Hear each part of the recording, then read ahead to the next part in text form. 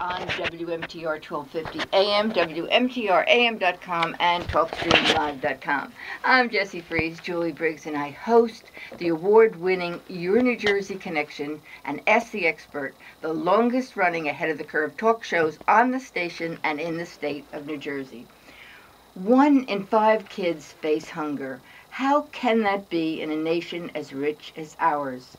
Considering the high concentration of wealth in New Jersey, hunger is a problem that can and must be solved.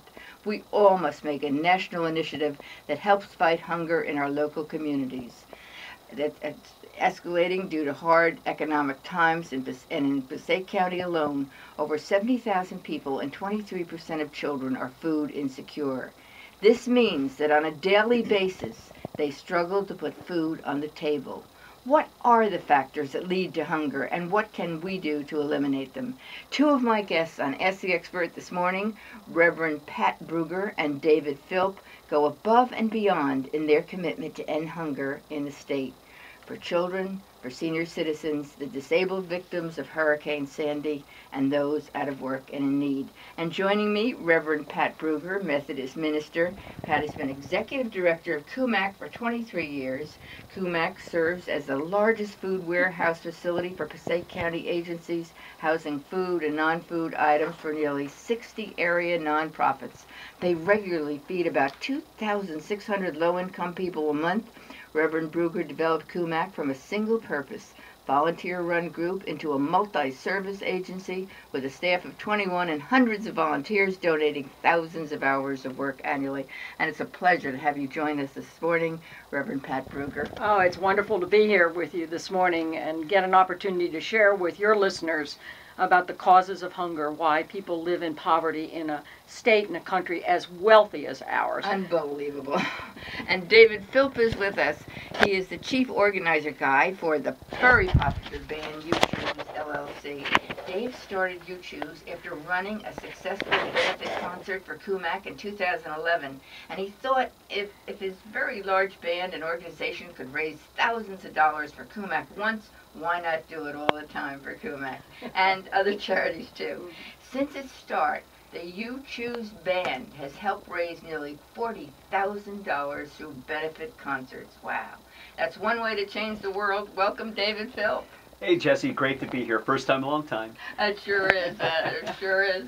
And before we discuss the problem of hunger in New Jersey and how CUMAC and YouChoose Band helps those in need with its numerous programs and concerts and has expanded especially since Hurricane Sandy, we want to ask both of you, very innovative people, how and when you got started with your very worthwhile endeavors. Reverend Pat Bruger, as Executive Director of CUMAC, tell us exactly what it is and why and how CUMAC was started.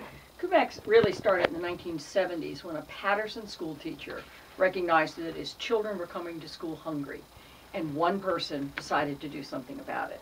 And that little group, that food pantry that birthed then into his closet of his church, has now grown into a very multi-service agency addressing the root causes of poverty. And of course our main area is to be sure people are fed on a daily basis. So I started 23 years ago. I was doing substitute teaching, thinking about going back to teaching, and someone said this pantry needed a director, and lo and behold, 23 years later, I am still doing this work. And look what you've turned it into. Are you surprised about how many children actually do go to school hungry? I'm not surprised because I see it every day. That's the sad part. But that's what drives me, because no one should really go to bed hungry, certainly not in one of the wealthiest countries in the world. But in inner cities particularly, and in communities, and now in our struggling economic times, we're seeing more and more children. And there are barriers that are keeping them hungry that we can collectively address. You know, everybody doesn't have to be a food pantry or a soup kitchen, but there are things, Jessie, you can do and Dave can do to help address the causes. And Dave is doing it, but we'll get right back to that. But in your 23 years that you began CUMAC, has the situation gotten worse? We've watched a cycle. It was getting better for a while. We didn't see so many homeless, let's say in Patterson, where CUMAC is located. But in the last 4 years, the homeless population is increasing. One of the things that I find most scary, the New Jersey Anti-Hunger Coalition just met, and all of us are seeing a significant increase in individuals 40 to 60 years of age and our senior citizens. And there are two reasons there. The 40 to 60 are the ones that have been downsized in jobs. Oh, and there's so many that unemployed, have right? in the state of New Jersey. Absolutely, or unemployed. And suddenly they can't, if they find work at all, they're working at a third, a half, a quarter of what they were making. So they are struggling as middle class folks. And New Jersey has the highest unemployment rate. Yes, and if you look at the cities, they're even higher. You know, Patterson hasn't seen the unemployment rate of the state of New Jersey in 10 years, I don't think. We're over double. And yet our corporations, I've got to throw this in, our corporations in the state of New Jersey have hired 46,000 last year immigrant skilled workers at very high pay. That's great. Now, yeah, it is great, but you know what? Maybe out of that 46,000, we could find a few in New Jersey that are skilled workers also. Yes. But anyway, about how many requests do you fill for food a month for children, adults, and seniors in need of regular and emergency assistance? Well, Jessie, I'm sorry to say, but this has been the largest first quarter of a year we've ever had in our history. We knew we'd been really busy.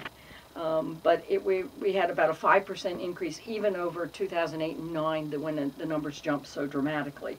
So that's troublesome because usually in the winter our numbers are down a little bit. People don't come out so much because of the bad weather. And of course we have had winter as it's kind of trying to hang on right now. Oh, it's been such a long winter. So, and many of ours are families with children.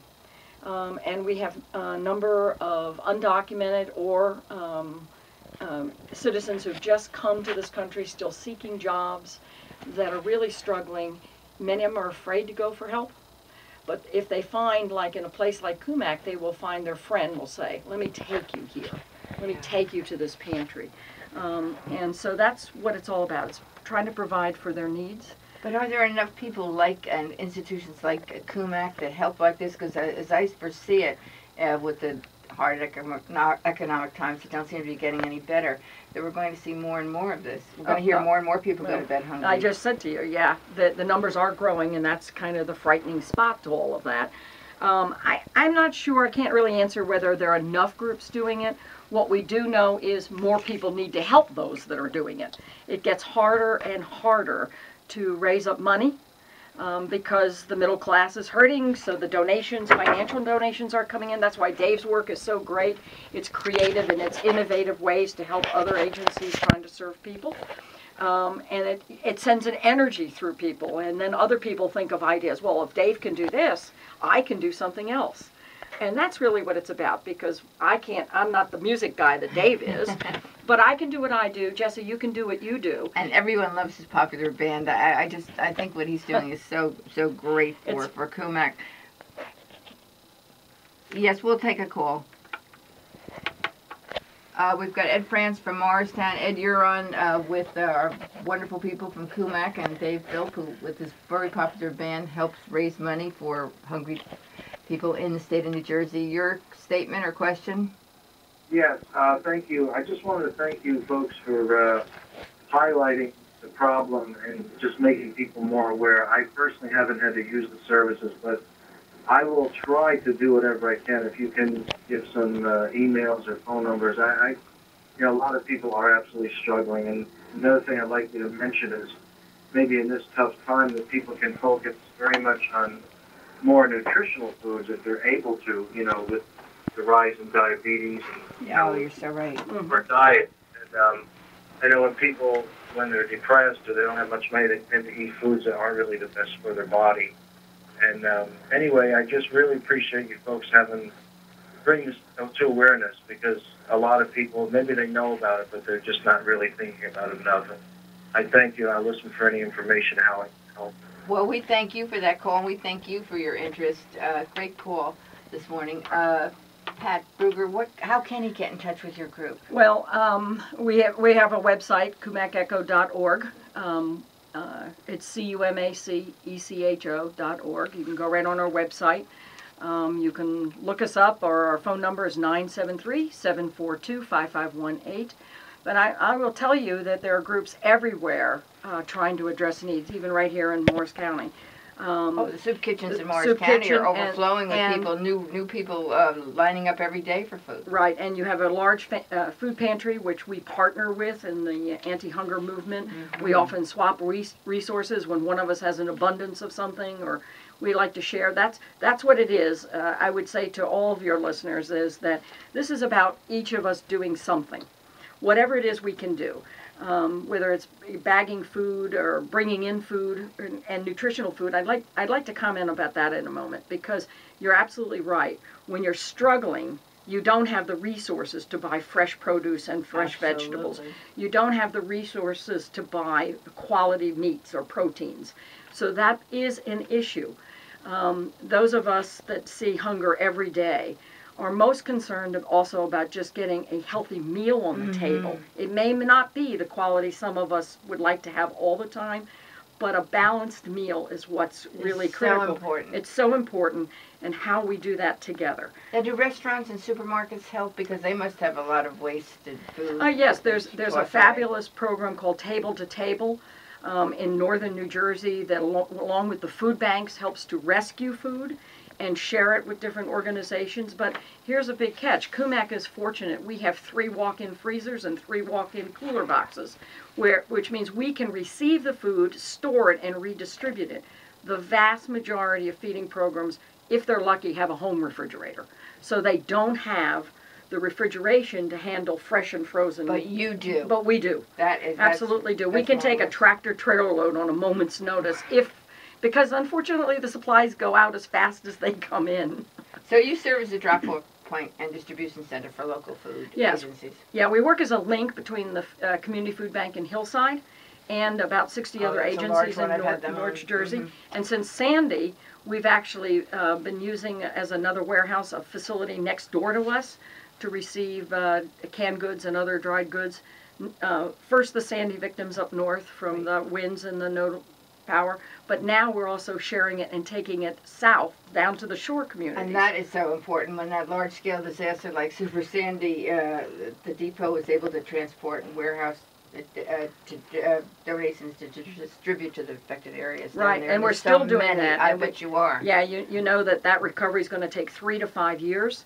And while the recovery is now focused on building and repairing homes, you have to remember, many of these folks have been without a job, they've lost their car, so they still need the basic necessities. So there's still communities down there feeding people on a daily basis, providing bag food on a daily basis, doing whatever they can to help their communities get back on their feet. Do you think most people are aware of all of this, that how many people in the state of New Jersey are really struggling? We see a lot of people in, let's say, affluent Morris County going about their way. I don't think they stop to realize how you serve the public and how people are suffering in this state. I think it means we have to open our eyes and our hearts. If we don't do that, I mean, it's right in front of you.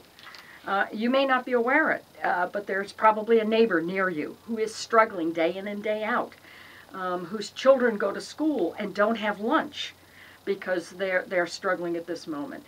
It requires that we take off our blinders and recognize, yes, we do live in an area of great need. And I go back to one of my favorite authors that I have from around the country, Henrik Smith, on Who Stole the American Dream.